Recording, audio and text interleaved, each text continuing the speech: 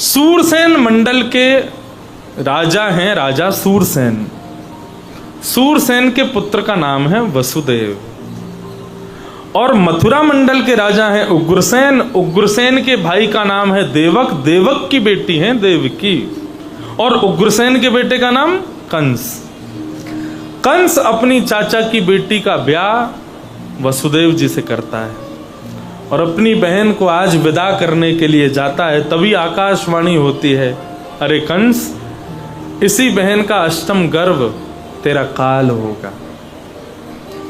अपनी बहन को मारने के लिए जैसी तलवार उठाता है कंस, चरणों में गिर पड़ते हैं वसुदेव जी और वचन देते हैं, मैं अपने आप इनको कुछ मत कीजिए, जितने भी पुत्र होंगे मैं सब तुमको प्रदान करूंगा।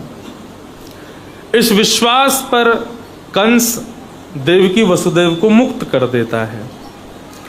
पहले बालक का जन्म होता है। वसुदेव जी अपने बालक को लेकर के कंस के पास जाते हैं तो कंस दयावंत होकर के उस बालक को मुक्त कर देता है। कोई बात नहीं वसुदेव जी, पहला बालक है, मैं भी तो इसका मामा हूं, ये मेरा भांजा है, इसको छोड़ देता हूं, कोई बात नहीं, 8वां मुझको दे दीजिएगा। अब तो वसुदेव जी बड़े प्रसन्न हो गए, बोले कि हमको बालक मिल गया। कंस ने बड़ी दया करी, बड़ी कृपा करी, लेकर के जाने लगे। तो देवताओं के मन में ये प्रश्न उत्पन्न हो गया, कहीं कंस सुधर तो नहीं जाएगा। यहाँ जितनी भी गतिविधियां हो रही हैं आप सब पर ध्यान छोड़ो, मेरे को देखो बस।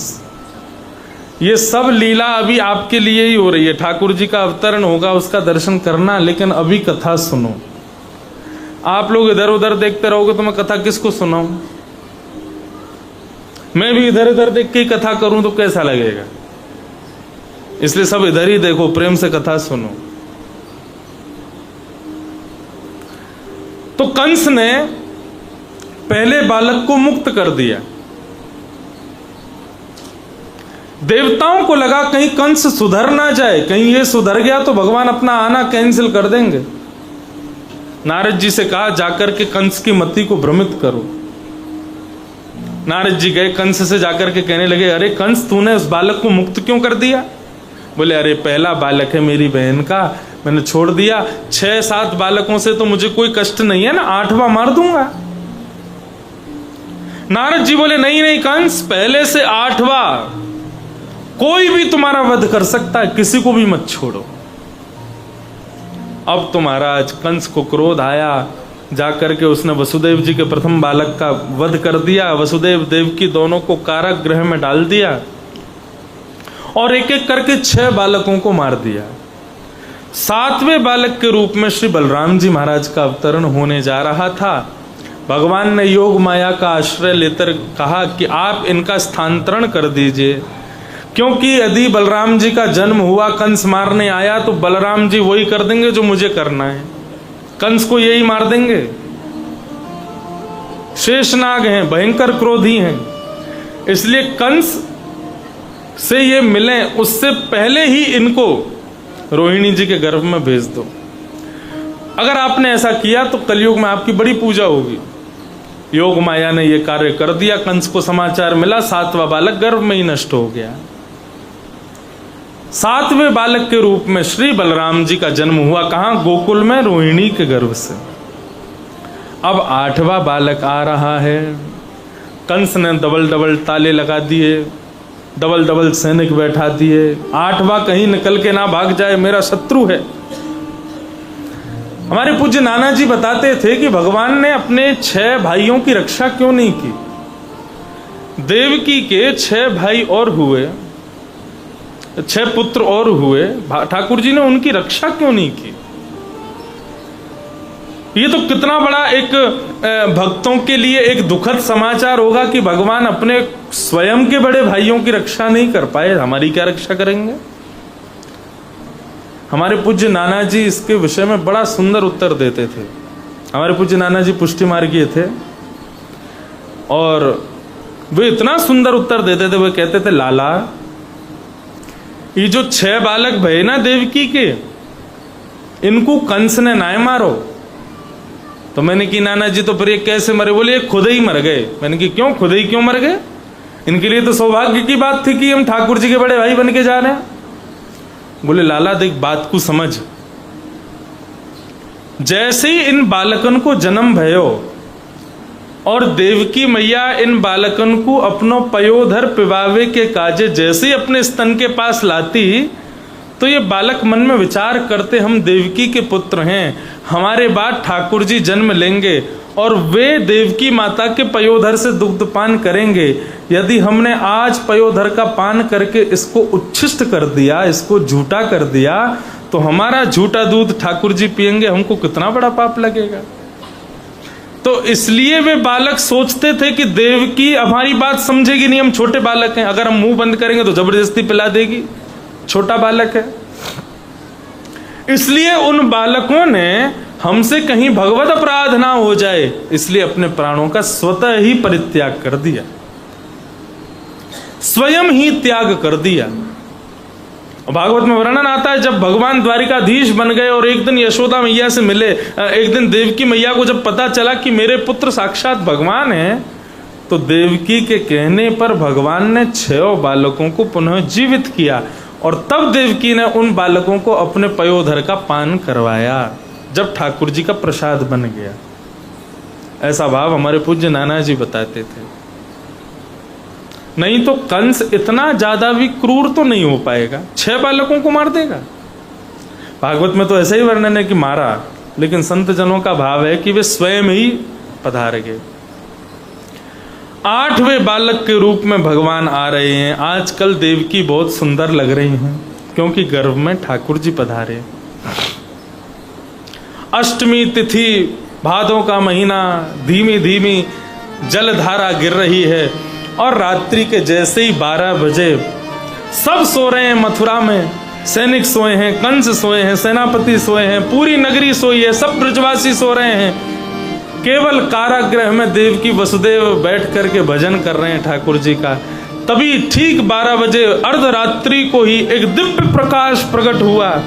देवकी के गर्भ से परम ब्रह्म परमात्मा परम परिपूर्ण नारायण का प्रादुर्भाव हुआ। बोलो बाल कृष्ण लाल की। कैसे हैं ठाकुर जी? तमद्भुतम बालकमंबुजक्षणम चतुर्भुजम शंख गदार्युदायुधम श्रीवत्सलक्ष्मं गलसौभकौस्तुभं पीतांबरं सांद्रपयोदसौभगम् तमद्भुतं बालकम अंबुजक्षणम। कैसे हुए ठाकुर जी? बोले अद्भुत अद्भुत स्वरूप है ठाकुर जी का। आप में से द्वारिकाधीश का दर्शन कितनों ने किया है? अरे भैया रुको रुको रुको नेक चैन नहीं पड़ रहा ठाकुर जी है। मैं लग रही अब ही पहुंच जाऊं। चलो अब आ ही गए तो उनको बुला ही लो, आ जाओ। ऐसे द्वार से ठाकुर जी को वापस थोड़ी करेंगे। बोलो बाल कृष्ण लाल की। ओ मतवारी जाकी चाल मेरो नंद जी को लाल। मतवारी जाकी चाल मेरो नंद जी को लाल। मतवारी जाकी चाल मेरो यशोदा को लाल। मतवारी जाकी चाल मेरो यशोदा को लाल। या के घूंगर वाले बाल मेरो यशोदा को लाल। या के घूंगर वाले बाल मेरो यशोदा को लाल। या के घूंगर वाले बाल मेरो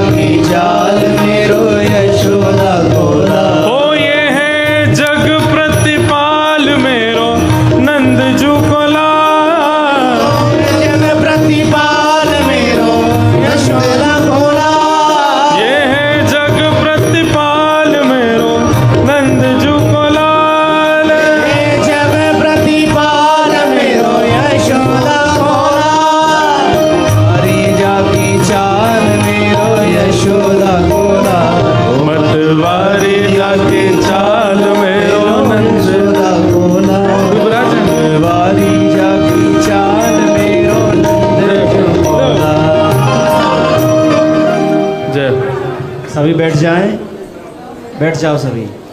अभी गोकुल तो पहुंच जाने वाला है।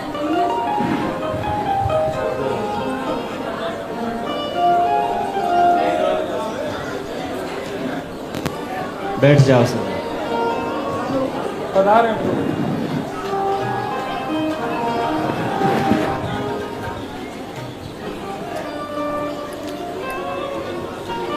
वाह,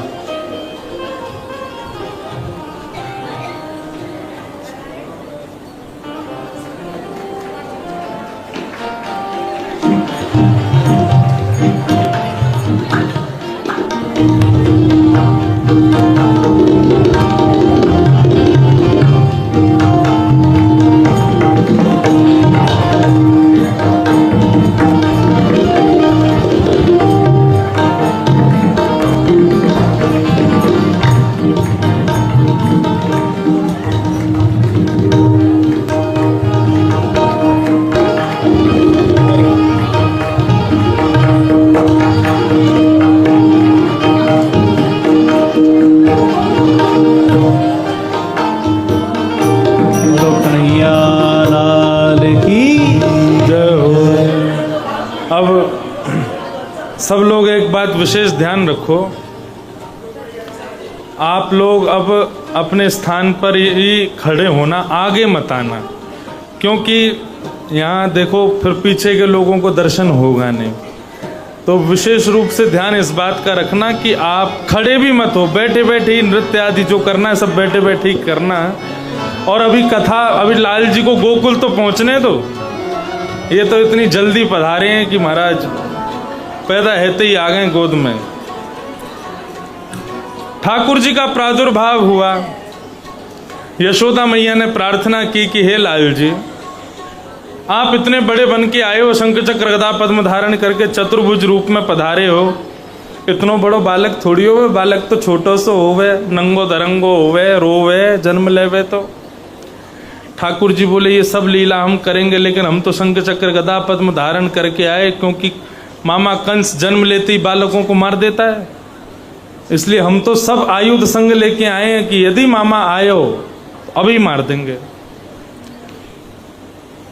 देवकी मैया बोले कि देखो, कंस ने मेरे 6 बालक मार दिए, 7वां बालक कहाँ चलोगो पतो ही नहीं चली। अब आप पधारे हैं तो कम से कम आपको तो वो सुख, आप तो मुझे वो सुख प्रदान करो जो बालक अपनी माँ को करते हैं। अपने पयोधर का पान मैं आपको करवाना चाहती हूँ प्रभु, छोटे से बालक बन जाओ ना। ठाकुर जी बोले ठीक है, हम छोटे बालक बन जाएंगे, लेकिन उसके बाद फिर आपको क्या करना है? बोले हमको ले जाकर के गोकुल छोड़ के आना पड़ेगा। 11 वर्ष 56 दिन फिर हम वहां रहेंगे, बड़े बन करके आएंगे, माखन मिश्री खा के आएंगे, तब कंस को मारेंगे। मंजूर है? वसुदेव जी बोले मंजूर नहीं है। बोले क्यों? हाथों में हथकड़ियां, पैरों में बेड़ियां, कैसे लेके जाएंगे आपको गोकुल? ठाकुर जी बोले व्यक्ति जब मेरे आश्रित होता है तो सारे बंधन उसको अपने आप छोड़ देते हैं, उसको किसी को त्यागना नहीं पड़ता, सारे बंधन उसका त्याग अपने आप कर देते हैं। चाहे वो पारिवारिक बंधन हो, चाहे वो सांसारिक बंधन हो, चाहे वो बौद्धिक बंधन हो, व्यक्ति जब मेरे शरण में आता है तो सारे बंधन खुद उसको छोड़ देते हैं। इसलिए आप एक बार मेरी शरण आके देखो तो सही। नन्हे से बालक बन गए ठाकुर जी। श्री देवकी ने अपने पयोधर का पान कराया। वसुदेव जी ने जैसे ही भुजाएं बढ़ा करके ठाकुर जी को अपनी गोद में लिया, पैरों की बेड़ियां खुल गईं, हाथों की हथकड़ियां खुल गईं। सारे सैनिक सो गए, दरबान सो रहे हैं, चट चट करके सारे ताले टूट गए, महाराज किवाड़ें खुल गईं, सारे कारागृह के द्वार खुल गए। ठाकुर जी को लेकर के श्री वसुदेव जी जा रहे हैं। मंदम मंदम जलधारा हो रही थी ठाकुर जी के मुख पर। जब वो धारा गिर रही थी तो मुख की आकृति थोड़ी सी शुष्क हो रही थी, तो शेषनाग ने आकर के छत्र बनाया। यमुना में बाढ़ आई है। क्यों? आज पूरे भारत की नदियां यमुना में पधारी हैं ठाकुर जी का दर्शन करने के लिए। भगवान ने अपने पैर लटका दिए, यमुना ने जल स्पर्श, चरण स्पर्श कर लिया, और स्पर्श के पश्चात यमुना ने मार्ग दिया। ठाकुर जी गोकुल पहुंचे, नंद रानी यशोदा के बगल में नन्ही सी बालिका सोई थी। उस बालिका को लेकर के ठाकुर जी को सुला करके वसुदेव जी वापस को मथुरा पधारे। कंस उठ गया, सारे सैनिक उठ गए, हथकड़ियां लग गई, बेड़ियां लग गई। भगवत आश्रित होगे तो बंधन आपका त्याग करेंगे, माया के आश्रय में जाओगे तो बंधन में फिर बंध जाओगे। वसुदेव जी माया को लेकर के आए, बंधन में बंध गए। कंस आया, आकर के उस बालिका को जैसे पत्थर पर पटका महाराज, अष्टभुजी देवी भद्रकाली के रूप में वो बालिका प्रकट हो गई और कह दिया, अरे कंस, मुझ जैसे निर्दोष बालकों को मार के क्या मिलेगा तुझे? तेरे शत्रु कृष्ण ने तो जन्म ले लिया ब्रज में। कंस ने देवकी वसुदेव को मुक्त किया, क्षमा मांगी और राक्षसों के साथ में अब मीटिंग कर रहा है कि मेरे शत्रु को ढूंढो, कैसे भी मारो। यहां कंस को मीटिंग करने दो, हम लोग चलते हैं कहां? गोकुल। 80 साल के है गए नंद बाबा। अब सबन को लगन लगी कि भैया लाला होएगो।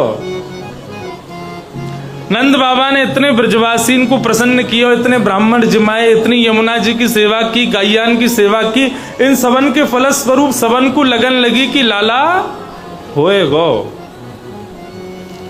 आपकी यहाँ की जो भाषा है वो थोड़ी थोड़ी हमारे ब्रज से मिलती है? मारवाड़ी है ना, लेकिन हमको समझ में नहीं आती मारवाड़ी। एक आध बात ही समझ में आती है, लेकिन हमारी ब्रज की भाषा सब समझ जाते हैं प्रेम से। तो अब सबन को लगन लगी कि भैया लाला होएगो। नंदा सुनंदा ये 2 बहन है नंद बाबा की। ये ननद बिचारी 6 महीना से डेरा डाल के पड़ी है कि भाभी के लाला होएगो तो गलेवारी मेवा मिलेगी। आज प्रातःकाल जैसी देखो कि नंदरानी अभी तक उठी ना है, तो दोनों नंदा सुनंदा पहुंची, भीतर जाके देखो तो नंदरानी सोई हैं, सारी सहचरियां सोई हैं और नंदरानी के बगल में चदरिया ओढ़ करके नन्नो सो बालक सोयो है। नंदा सुनंदा जैसे ही पहुंची, जाकर के बालक को केवल मुखमंडल देखो, नीलमणि जैसे चमक रहे हैं ठाकुर जी। नंदा सुनंदा आपस में चर्चा करने लगी, अरे देखियो हमारी नंदरानी के कैसो लाला जायो है। बोले तो कैसे पता लाला है? लाली भी तो है सके। बोले ना, अब तो हमको लग रही है लाला ही होएगा। बोले हटा फिर चदरिया देखें लाला है कि लाली। 21 बार हरिशरणम को जप क्यों, हरिशरणम हरिशरणम हरिशरणम। क्यों नहीं बहन, लाली है वे तो दिक्कत कहाँ है? बोले दिक्कत कछु ना है, लेकिन विष्णु आराधनार्थाय हमारे नंद बाबा को लाला हमारे ना चाहिए कि व्यापार चलावेगो और शमशान में जाके अग्नि संस्कार करेगो। अरे नंद बाबा तो लाला हमारे चावे कि 9 लाख गैयान की फिर ग्वारिया कौन बनेगो नंद बाबा के बाद? इतने ब्राह्मण रोज नंद भवन में आवे, इनको कौन भोजन पवावेगो? शालिग्राम की सेवा कौन करेगो? अरे सही मायने में हमारे नंद बाबा को लाला नहीं चाहिए, पुजारी चाहिए, ग्वारिया चाहिए। और वो लाली कैसे करेगी? या हमारे हे विधाता, एक लाला है जाए, फिर भले ही 6 लाली है जाए, कोई दिक्कत ना है, लेकिन एक लाला है जाए। 80 साल के है गए हमारे नंद बाबा। 21 बार हरिशरणम को जाप करके जैसे ही चदरिया हटाई, महाराज है गया है गया है गया है गया है गया है गया। अब तो महाराज, अरे सबन को खबर अभी ना देनी, पहले नंद बाबा को देनी है। नंदा सुनंदा दौड़ करके गई गौशाला में। गौशाला में नंद बाबा बैठे माला झोली में जाप कर रहे हैं। अबई तो भयो नाए, अबई तो भयो नाए, अबई तो भयो नाए, जाने कब होएगो। नंदा सुनंदा पहुंच गई, दोनों ने एक दूसरे को हाथ पकड़ो, बीच में नंद बाबा ले लिए और दोनों गोल गोल घूम रही हैं। बाबा है गयो है गयो है गयो। बोले कहा भयो? बोले अब तो है गयो बस। बोले भयो कहा ने बता तो सही। बोले पहले हमको बताओ कहा दोगे? बोले तू जो कहेगी सो देंगे, तू बता कहा भयो। बोले आपने इतने ब्राह्मण जमाए, इतने ब्रजवासी इनकी सेवा करी, इतनी गैयान की सेवा करी, इन सवन के फलस्वरूप नीलमणि जैसो लाला जायो है, बधाई हो। अब तो महाराज जैसे नंद बाबा को पता चली लाला भयो, 80 साल के बाबा 16 वर्ष के है गए। सीधे कूदे हैं यमुना जी में। यमुना जी में स्नान कियो, पीली धोती पहनी, पीली बगलबंदी पहनी, पीलो स्वाफा बांधो हमारी तरह, और पीलो स्वाफा बांध के पीलो पीलो चंदन लगायो, लइयो रे छोरा दर्पण कैसो लग रहा हूं? बोले बाबा बिल्कुल दुल्हा से लग रहे हो। बोले अब नए बनेंगे तो कब बनेंगे? अब तो महाराज नंद बाबा फूले नहीं समा रहे हैं, पूरे ब्रजमंडल में आनंद उमंग है रहे है। देखो पहले ही सुन लो, ज्यादा खड़े मत होना, क्योंकि फिर दिखता नहीं है पीछे वालों को, और हमको आप लोग सब दिखने चाहिए ना, इसलिए बैठे बैठे ही दोनों भुजाओं से नृत्य कर लेना। अंतिम बधाई जब जब गाएंगे तो बाप जी को बीच में लेके फिर सब लोग नृत्य करियो हैं, इनको तो बधाई देनी है। ओ ब्रज में है रही जय जयकार, नंदगर लाला जायो है। ब्रज में है रही जयकार, नंदगर लाला जायो है। हाँ ब्रज में है रही जय जयकार, नंदगर लाला जायो है। ब्रज में है रही जय जयकार, नंदगर लाला जायो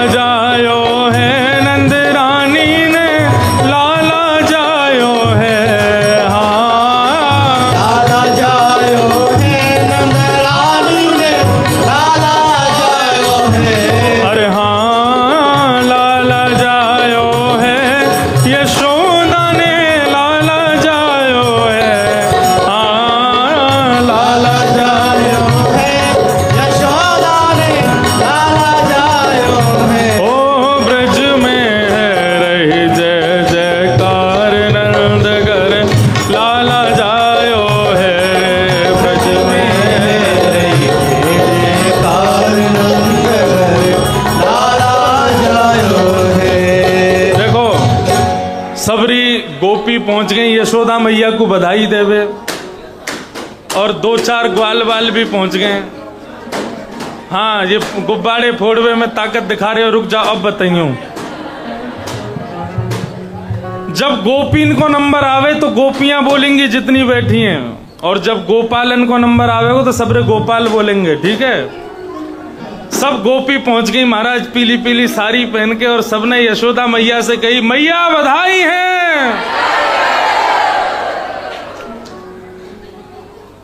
कहाँ है सबरे ग्वाल बाल? थोड़े बहुत बैठे बेचारे, इनसे तेज आवाज होनी चाहिए, बोलो बाबा बधाई है। देखिए ताकत, आप लोग इतनी संख्या में हो फिर भी आपकी आवाज कम ही बैठी, इनते तेज आनी चाहिए, यशोदा जी बधाई है। बस बस ये सब मत करो, ये हमारी नहीं लाल जी की करियों भी रखो। बाबा बधाई है, बधाई है। अब तो महाराज सब बधाई दे रहे हैं, लाला को आशीर्वाद देवे जा रहे हैं। हो जियो श्याम लाला, जियो श्याम लाला, पीली तेरी पगड़ी रंग काला, जियो श्याम लाला, जियो श्याम लाला, पीली तेरी पगड़ी रंग काला। हो जियो श्याम लाला, जियो श्याम लाला, पीली तेरी पगड़ी रंग काला, जियो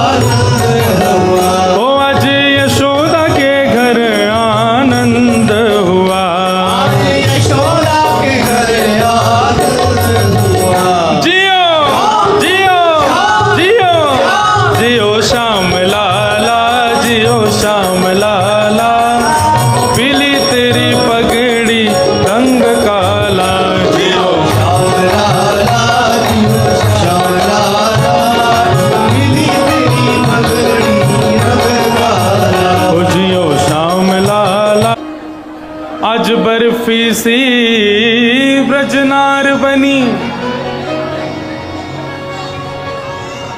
गूंजिया से गीत और गूंजा से ग्वाला, पेड़ा से प्यारे बने बलदेव जी, रस खीरस रोहिणी रूप रसाला। नंद महीप बने नमकीन, गोकुल गोप सब गरम मसाला, जायो यशोदा जलेबी सिरानी ने, आज रबड़ी सी रात में लड़ुआ सो लाला। ऐसे लाला को प्रादुर्भाव भयो महाराज। सब ब्रजवासी यशोदा मैया से कह रहे हैं, हे यशोदा मैया, हमारो आशीर्वाद है तुम्हारे लाला को, भुजा उठाओ सब, लाल जी को आशीष दो। ओ जुग जुग जीवेरी यशोदा मैया, तेरो ललना